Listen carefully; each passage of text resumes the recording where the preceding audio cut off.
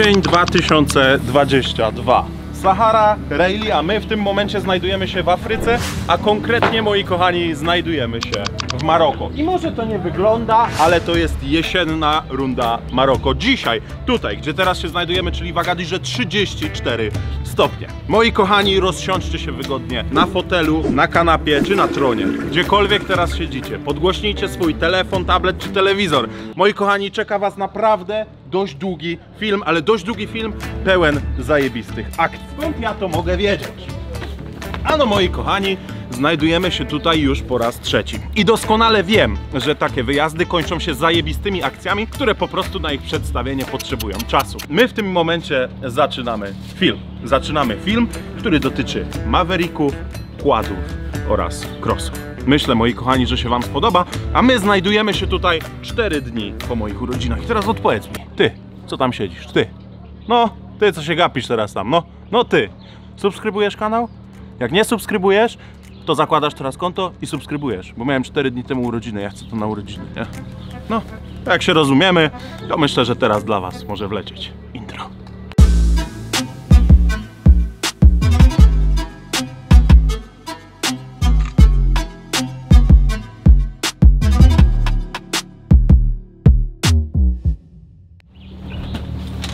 Ale zaraz. Co my tutaj chcemy robić Maverickiem, skoro ja w materiale z Nissanem S15 poinformowałem was, że Mavericka sprzedaję. Miałem wam powiedzieć, co z Maverickiem. Otóż, moi kochani, ja zamówiłem nowego Mavericka. Otóż rzeczywiście, moi kochani, nie kłamałem i Mavericka sprzedałem, ale parę słów później dopowiedziałem, że na nowego się ujechałem. Wszystko się nam pięknie porymowało. Maverick 2022 rok. Moi kochani, Maverick RS. Maverick, który względem tamtego różni się kołami. Oczywiście różni się również kolorem, dlatego że w tym momencie zdecydowałem się na zupełnie czarną sztukę. Czy później to zmienię, czy znudzi mi się po tym wyjeździe, nie wiem, czas pokaże. Jeżeli tak, no to będziemy robić coś kreatywnego. Czym jeszcze się różni? Mamy taki oto przedni zderzak, na który w tym momencie zamocowaliśmy sobie nowe GoPro. Nie mamy halogenów na dachu, mamy halogeny tutaj. Wyciągarka, czyli tutaj totalnie niczym się to nie różni. Zawieszenie totalnie niczym się nie różni. Boku różni się jeszcze tym, że w tym momencie właśnie dowiedział się, że nie będzie miał lekko, ze względu na to, że słuchajcie, moi kochani, ja tego Mavericka pierwszy raz zobaczyłem dopiero tutaj w Afryce. Nie widziałem go wcześniej, nie oglądałem go przed zakupem ze względu na to, że nie było nas w kraju, byliśmy na nagraniach zupełnie gdzie indziej. Zdecydowałem się na tego Mavericka ze względu na to, że dostępność tego sprzętu to jest już jakiś absolutny cud. Został zapakowany następnego dnia na Lorę, a następnie przyjechał tutaj. I ja tak naprawdę, moi kochani, dzisiaj widzę go w ogóle po raz pierwszy od momentu, kiedy go kupiłem. Ale chodźcie, bo tutaj zmiana jest naprawdę potężna. Chodźcie, patrzcie to. Jak od Audi RS6 albo od Audi RS7. To jest cały wydech karbonowy od MG, do tego wszystkiego cały downpipe na przelocie i do tego wszystkiego MG zrobiło dla mnie jeszcze klapy do tego wydechu, żebym po mieście mógł sobie jeździć normalnie, ciszej, żeby nie wkurwiać wszystkich dookoła, ale jak tylko chcę, to uwaga.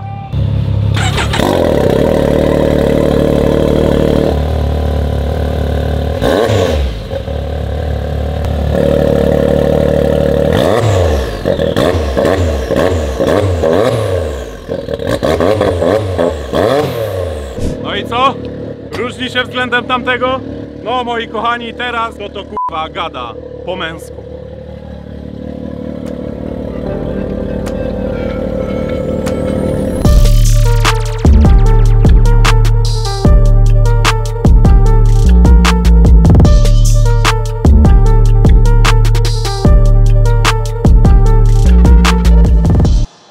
Zaczniemy sobie od wyjazdu z hotelu w stronę wybrzeża, a hotel w samym centrum, więc wyjechać sobie trzeba przez miasto. To ogólnie jest dżungla, czy tam wolna amerykanka, jak kto woli. Policja co prawda stoi na każdym dużym skrzyżowaniu, ale luz. Wyrzucasz dupą zza winkla? Spoko. Ciśniesz środkiem we dwójkę na jednym pasie? Lala. Lecisz pół ulicy na jednym kole? Nie no, co za utalentowany turysta. Pięknie. Fajny klimacik, który powiem wam szczerze, ani trochę mi się od pierwszego wyjazdu nie znudził. Nawiasem mówiąc jeszcze na wstępie, to mamy pierwszego potwierdzającego zajebistość wydechu. Słuchaj, Budda, jak jedę za tobą z tyłu, to nic nie słychać. Bębenki rozwalone, mikroport nie działa. Wyłączaj go.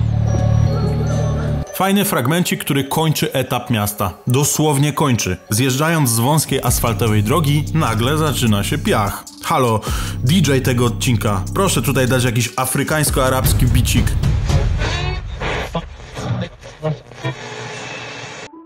Ale głośniej jest za cicho. O, to tak ma być właśnie. Teraz jest okej. Lecimy.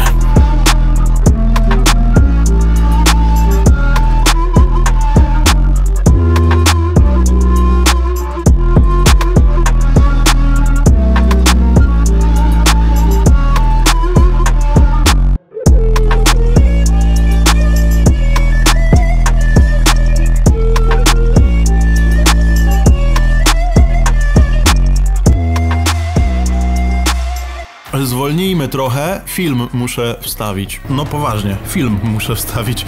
Jak jedziemy, to jest sobota, godzina 14:00 i nie oznacza to nic innego jak to, że właśnie wlatuje materiał na YouTube'a. Nie ma miękkiej gry, samo się nie wrzuci, a moja armia czeka. Kurwa, mać! Czekaj jeszcze 10%! Gaz!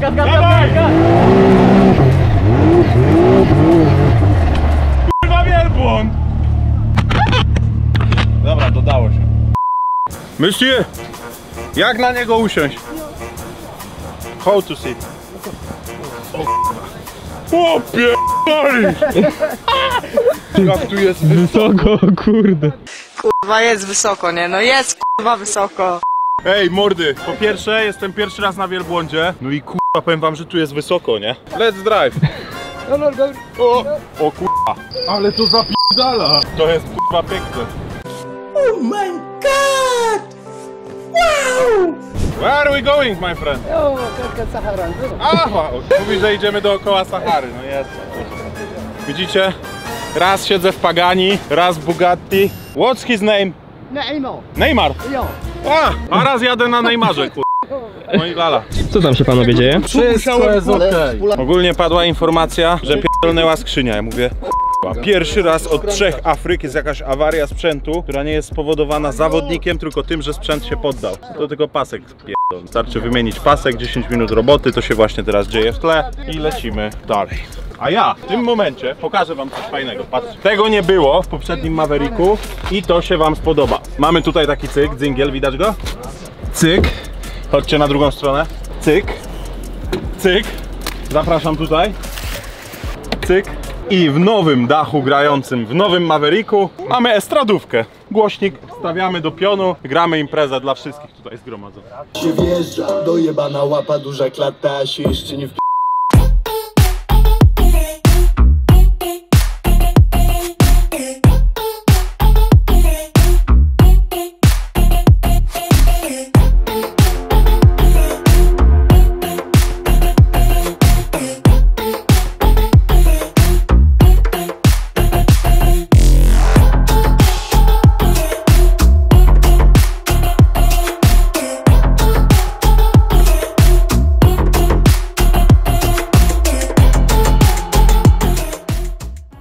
Arcybiskup, przewodnik Labuda obiecywał wam, że w tym materiale będą rzeczy, których nie było wcześniej. Wiedziałem, że takie rzeczy się pojawią i to jest jedna z tych rzeczy.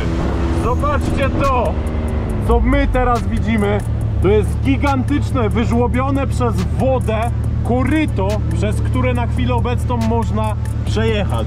Woda sięga aż tutaj, zobaczcie jak wyglądają sprzęty.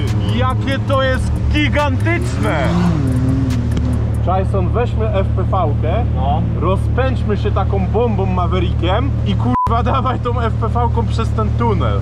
Ty, no 2 razy ci nie trzeba powtarzać, co? No, stary, to jest taka miejscowa, że daj spokój. Zobaczcie, w ogóle tu się tworzy kolejne takie coś i podobno dalej też jest takie coś, tylko że się już zawaliło. No rzeczywiście to tak wygląda, czekajcie, podbiegnę. Jakby się miało, rzeczywiście, zobaczcie, ledwo ręką to ruszam. O, widzicie? I to wychodzi wszystko. Więc jak woda to atakuje, no to może się to zawalić. Nie wiemy od ilu lat to tutaj stoi, ale odkąd Artur tutaj przyjeżdża, czyli od parunastu lat, jest wszystko ok i nic się nie zawaliło. Wracając, plan mamy taki, że weźmiemy Mavericki 2, nawiejemy się gdzieś z tamtej części plaży, no i przelecimy taką bombą w tym tunelu. Myślę, że będzie to zajebiście wyglądać. Expect cause they watch TV in the Lex, they know. Order fast forward, left the club tipsy, say no more, no more. more stress to impress. Spark of bitches, interest. Sex is all I expect, cause they watch TV in the Lex. They know. Quarter past 4, left the club tipsy. Say no more, let's say how I'm getting home tomorrow. More stress to impress. Spark of bitches, interest. Sex is all I expect, cause they watch TV in the Lex. They know. Quarter past 4, left the club, then I whipped it out. Rubber, no doubt. Step out, show me what you all about. Fingers in your mouth, open up your blouse, pull your G-string down south. Miejsce ryje łeb. Kurde, nie wiem jak mam wam pokazać, jakie to jest przegigantyczne. Zobaczcie, jacy malutcy są ludzie przechodzący przez to. Bez kitu, cudo natury, które za dzieciaka widziało się w podręczniku do geografii, a teraz przywiozło się tam Mavericka. 4,5 tysiąca kilometrów, prosto z Polski. Co tu jest czasem za abstrakcja na tym kanale? Co tu się czasem odpierdala, to ja naprawdę nie mam pytań. Abstrakcją była również droga w stronę hotelu. Osuszone koryto rzeki tak długo wody nie widziało, że zdążyły tam wyrosnąć drzewa. A te tak długo nie widziały wody, że zdążyły wyschnąć. Zarosły przejazd, więc musieliśmy jakoś przez las się tak jakby przedrzeć. Nietypowy odcinek, gałęzie normalnie wbijają się do kabiny, no ale fajnie, coś nowego. Zaraz dalej plac ze złomem z kopalni. Po środku dupy 2-metrowa na szerokość droga prowadzi nas do wraków starych sprzętów. Spoko, industrialny widoczek. Też nie widziałem czegoś takiego jeszcze w Afryce. Zaraz po tym piękny odcinek szutru, elegancko wyrównany, fajnie tak delikatnie przyczepny, miejscami szeroki, miejscami wąski, no takie WRC. Patrzcie jak łapkami trzeba sprytnie uwijać, żeby dobry przelot zaliczyć. I tak jadąc nie mogło się stać inaczej. Słońce w Afryce zachodzi dość wcześnie, po ciemku jedzie się tak chujowo, że szkoda szczępić ryja.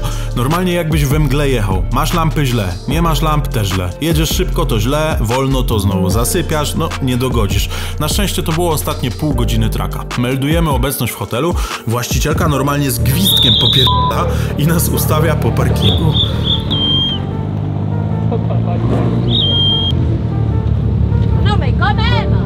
Na podsumowanie powiem wam, że często nasuwa się w Afryce określenie pośrodku niczego. I to jest kurwa najbardziej trafne określenie tego, co tu ma miejsce. Jak ktoś nie wierzy, to widzi teraz, co jest dookoła na mojej lokalizacji na mapach Google. To jest kurwa definicja środka niczego.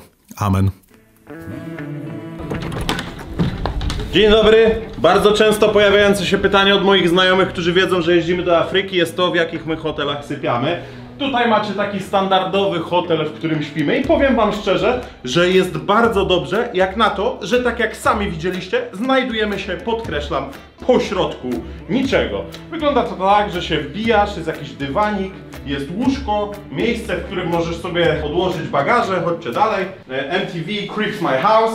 Wchodzicie sobie tutaj, to jest część, prawda, spa. Tutaj mamy taki prysznic, on nie wygląda aż tak odrażająco. Jest, powiem wam, całkiem nieźle. Tylko raz byliśmy w miejscu, w którym się po prostu bałem postawić nogi. Umywaleczka, w której ciśnienie jest piorunujące. No i toaleta, której już wam jakoś specjalnie nie będę pokazywał. Jedno okienko, drugie okienko, więc możemy sobie w nocy zrobić przeciąg. A my jesteśmy w hotelu, który jest bardzo ciekawy pod jednym względem. Patrzcie to. Otóż uwaga, tutaj mamy taką część wspólną, to jest część rozrywkowa. Tutaj po lewej mamy część restauracyjną. Tutaj mamy restaurację Malika. Pozdrawiam bardzo serdecznie Malika. Tutaj mamy Dauda. Cześć Daud. Cześć. A tutaj mamy to, co jest najbardziej interesujące. Moi kochani, to jest szkielet orki. Znajduje się on tutaj od 2003 roku, więc już 20 lat tutaj leży. To jest orka, która została znaleziona 17 km stąd na wybrzeżu. Następnie została przewieziona do Agadiru. Ważyła 2,5 tony. Zapłacili za całe oczyszczenie z mięsa do gołego szkieletu tylko i wyłącznie 4000 dirhamów, co oznacza, że w okolicach 400 euro. Sprzęty, tak jak widzicie teraz na przebitkach, wszystkie razem zebrały się na parkingu. Wygląda to zajebiście, a my w tym momencie dość wcześnie dzisiaj, bo o godzinie 8:30 wyjeżdżamy w stronę wybrzeża. Traskę zaczęliśmy sobie asfaltem. To też zasługuje na uwagę w Afryce, bo serpentyny mają piękne. Montażysta, to są serpentyny z Włoszech. Pliki ci się pojeb... nie ten odcinek.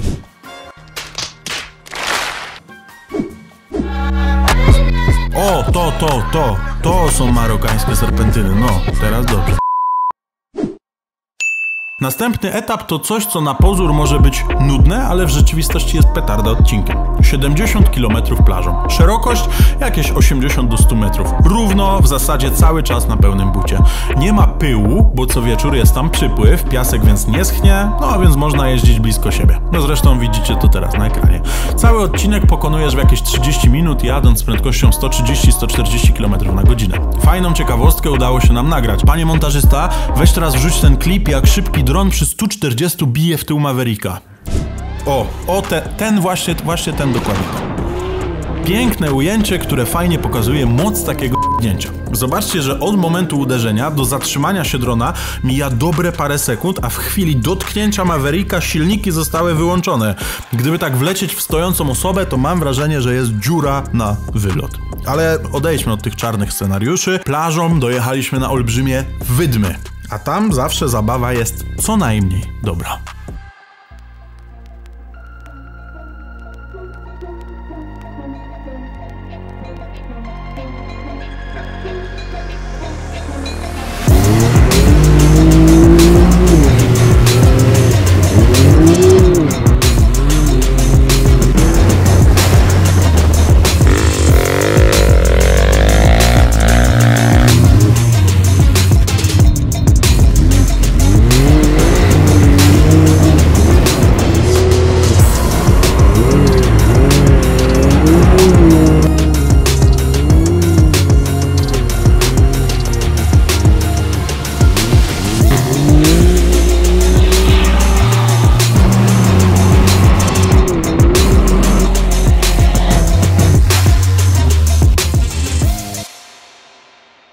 Niby na wydmach się nie powinno skakać, ale jednak się skacze. Ja uważam, że ten sprzęt w połowie służy do jazdy po szutrach, a w połowie służy do skakania. Znalazłem fajnie wybijającą hopkę, nie mogę się powstrzymać. Jeden zły ruch, lecę gdzieś w p***u w dół. Ale jak się uda, to będzie zajebiście wyglądać, nie?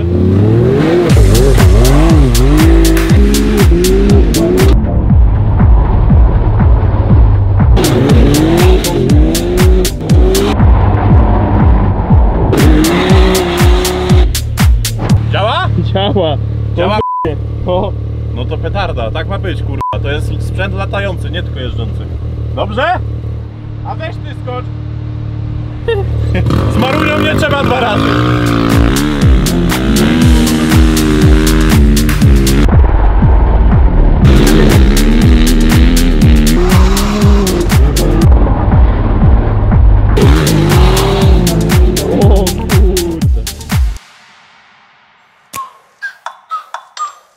Like, ride with me if you ride with me, you can slide with me if you feel like 550 on the 5 stick, you can get high with me, that's a deal, right? Ride with me, ride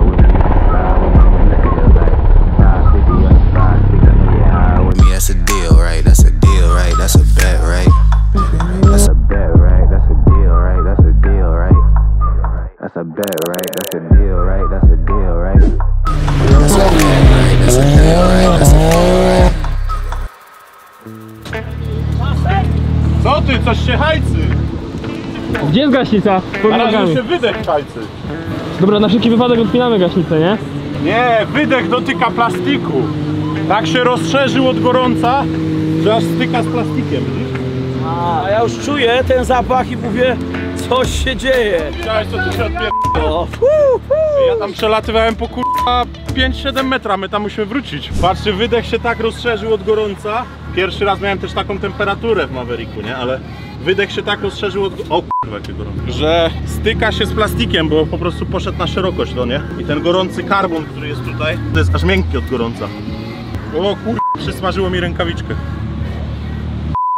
Dobra, wystarczy zabawy na dzisiejsze popołudnie, bo zaraz ktoś przegnie pałę.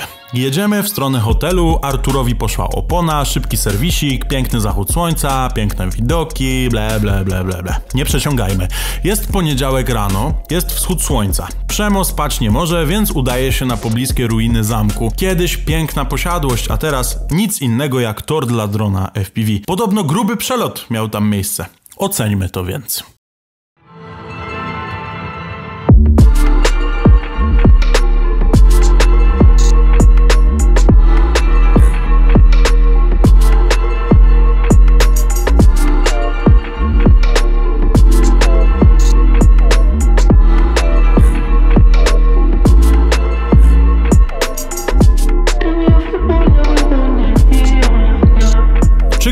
czy też nie grubo, to pozostawiam do oceny wam w komentarzach. Jak jest liga, to piszcie, że wam siedzi. A tymczasem nie zwalniamy tempa, wjeżdżamy w kolejny fragment.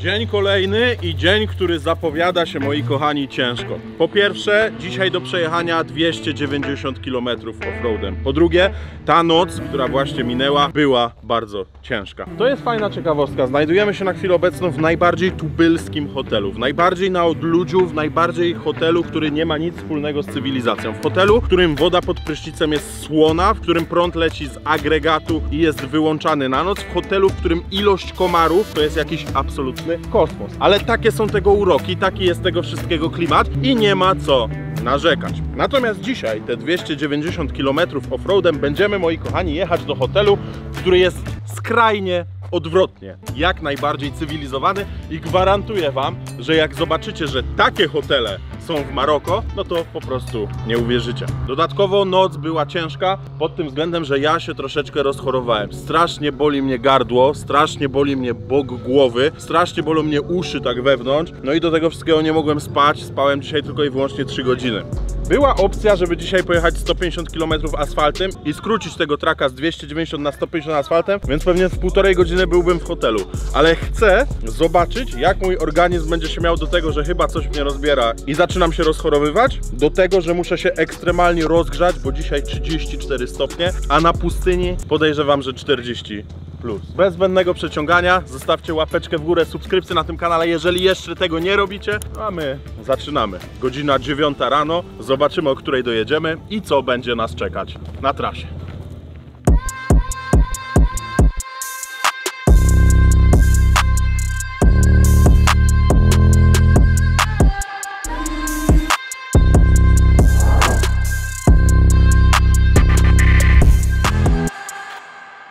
Patrz to! O kurwa! 10 minut po wyjechaniu z hotelu. Ale jest kurwa wciągnięty. Wysiąść i to nagrać ze zewnątrz? Będę czysty. O chłopie, jak tu jest ślisko.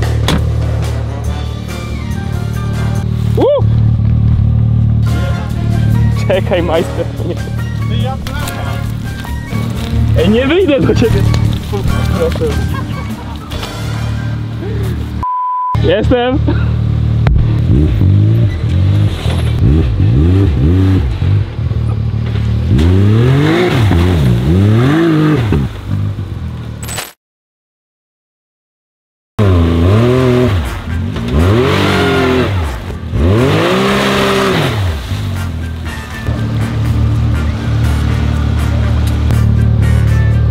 Znaleźliśmy pierwszy plus moich opon. Moje przechodzą przez błoto jak złoto, a tamte w błocie się kopią.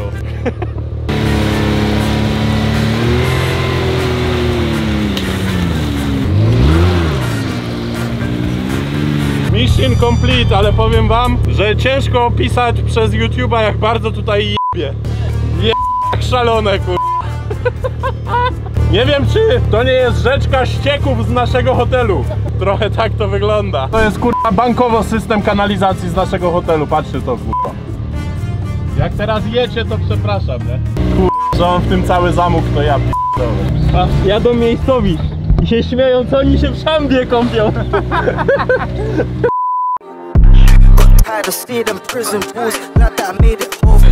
Got home, put 28 grams in a Pyrex, pray that I make it flow. Mum said crime don't pay, stop the life, trust the process. First watch got me a car, next one be a bust down Rolex. They said money and beef don't mix. How many hits have I scored in country? Fresh one get straight to the point, share my OT thing that I talk on butt. Might tell the hold this rusty phone, drop on the plug, no side of the country. Ain't down to the fat boys, things like Dino when I ride and rise that pump.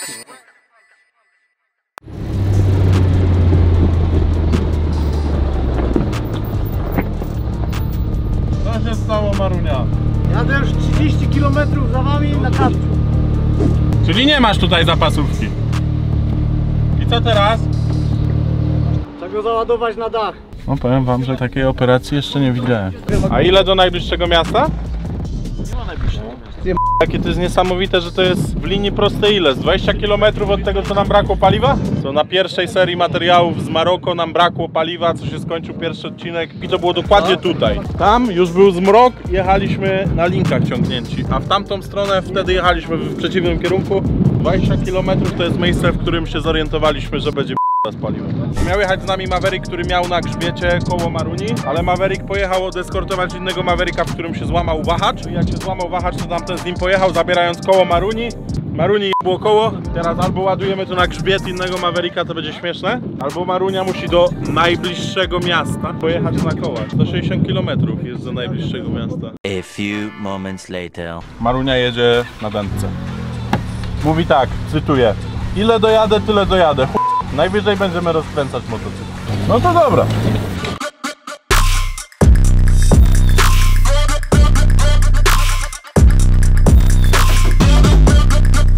Five minutes later. Pęk trud. Padła z felgi i już dalej się nie da jechać.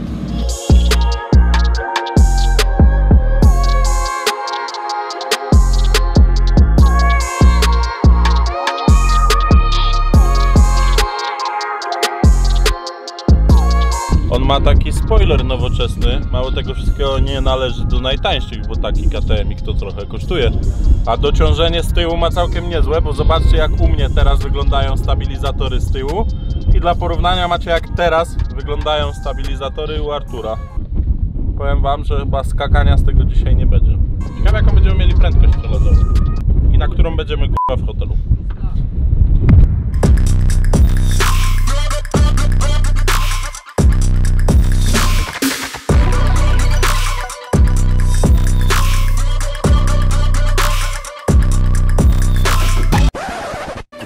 Minutes later. Coś się rozjechało. Na pierwszy rzut oka wszystko jest ok. No bez jaj, że się nic nie stało. Tam była hopa i od razu druga. Ja przeleciałem z pierwszej na drugą. Stary, a wiesz czemu, czy nie wiesz? Ja ci pokażę, chodź. Co? A, no tak. Źle popatrzyłem rzeczywiście. No tutaj jest coś nie halo. Wrażenie miałem, jakby prawy przód był coś nie tak, ale to jednak lewy tył. To koło jest ewidentnie krzywo, no. Coś jest nie tak? No. No to powiem wam, że p***da. Jesteśmy po środku niczego.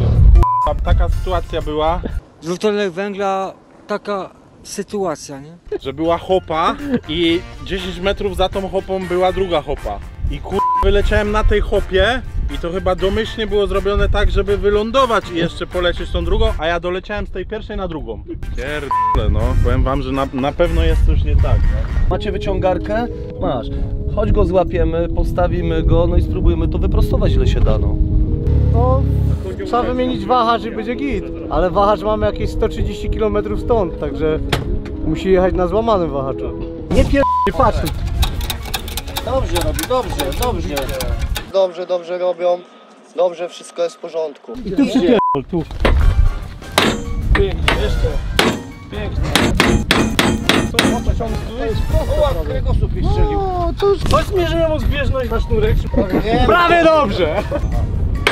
Jest dobrze. Ja bym zostawił. Prowizorycznie naprawione, z naciskiem na prowizorycznie. Prowizorycznie do tego stopnia, że kierownica 90 stopni w prawo, a my jedziemy prosto, nie przekraczając 60 km na godzinę. Lala. No ale nie ma co się czarować. W obecnej sytuacji, a przede wszystkim lokalizacji, to i tak jest luksus. Na trasie do hotelu zaczepiły nas jeszcze dzieciaki ze skrajnie ubogiej osady. Nie ma prądu, nie ma bieżącej wody, nie ma nawet dachów na budynkach.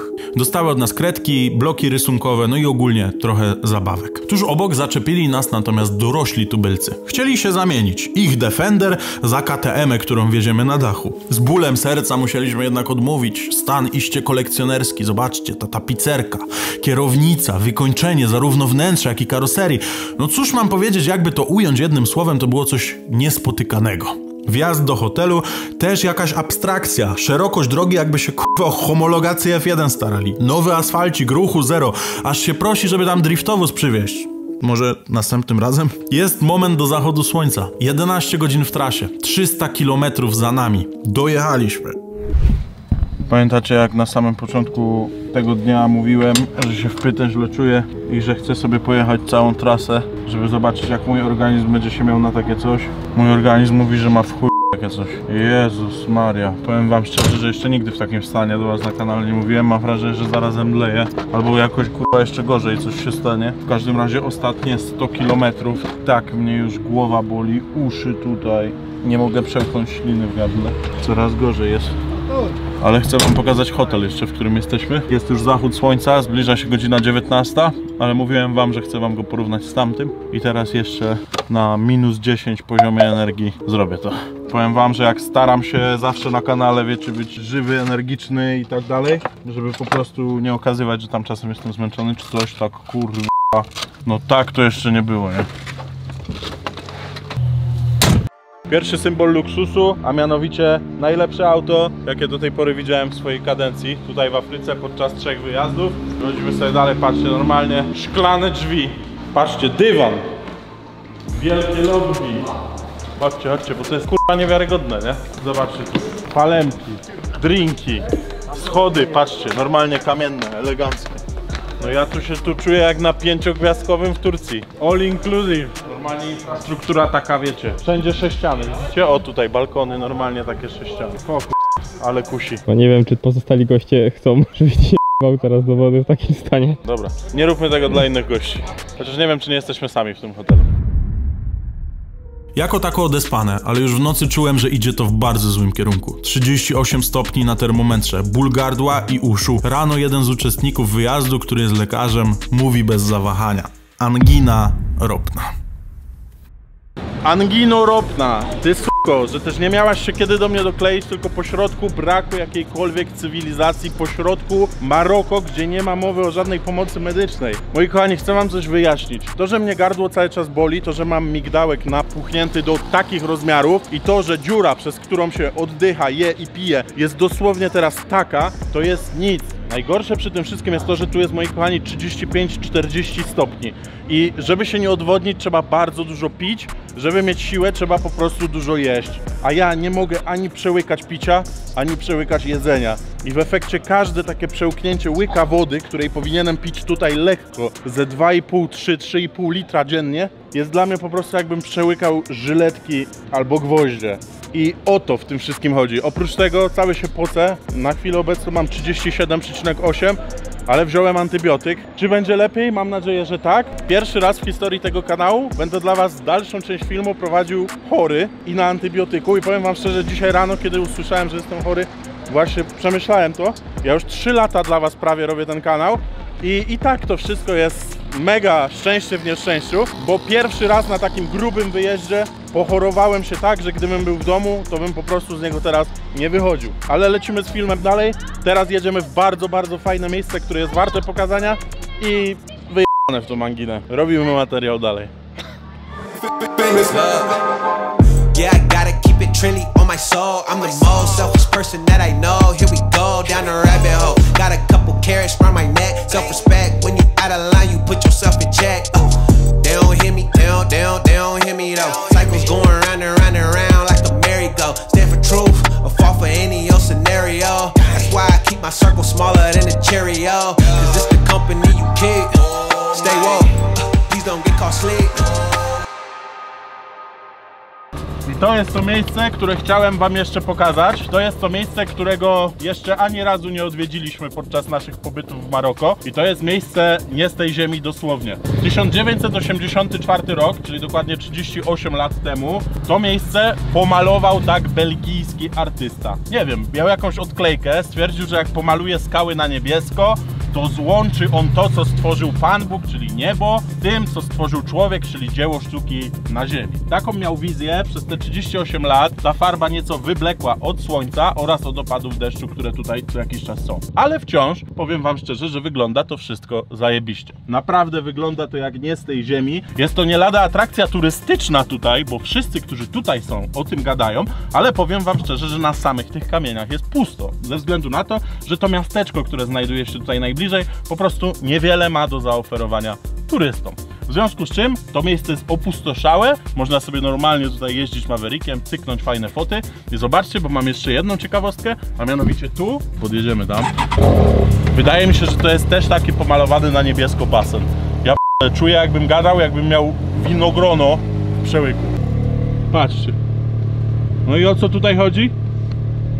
Po środku dupy nic tu nie ma oprócz niebieskich kamieni. Ktoś tu normalnie wymurował basen.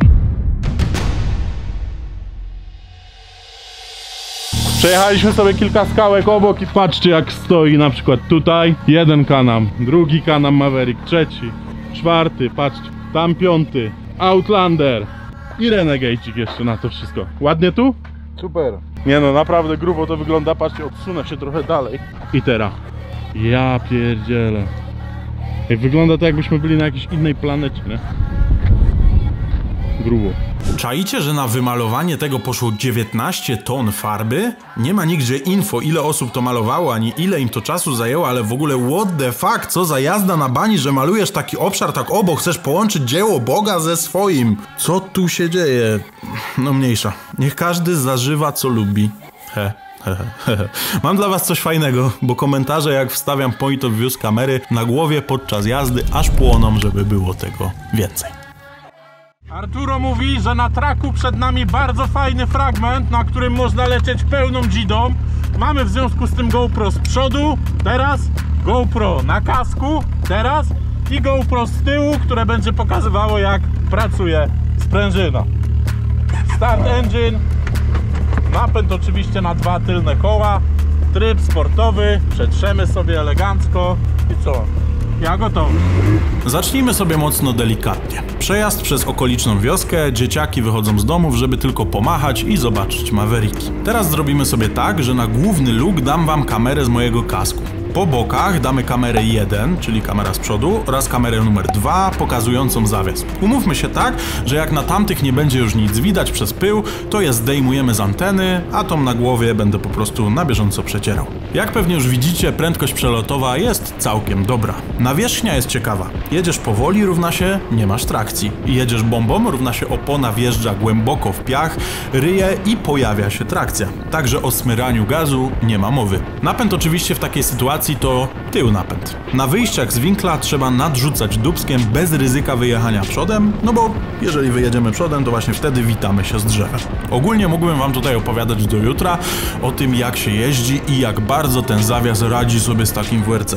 Mógłbym się tu brandzlować, jak ładnie skacze, ale wiecie co? Wuja Budda włącza teraz stoper. Montażysta, dawaj mnie ten stoper na ekran. Zamykam japę i na 30 sekund zostawiam was z takim oto pięknym, klasycznym point of view z wszystkimi dźwiękami, które nam tam towarzyszą. Poczujcie się, moi kochani, jakbyście sami przez Maroko szli pełną bombą.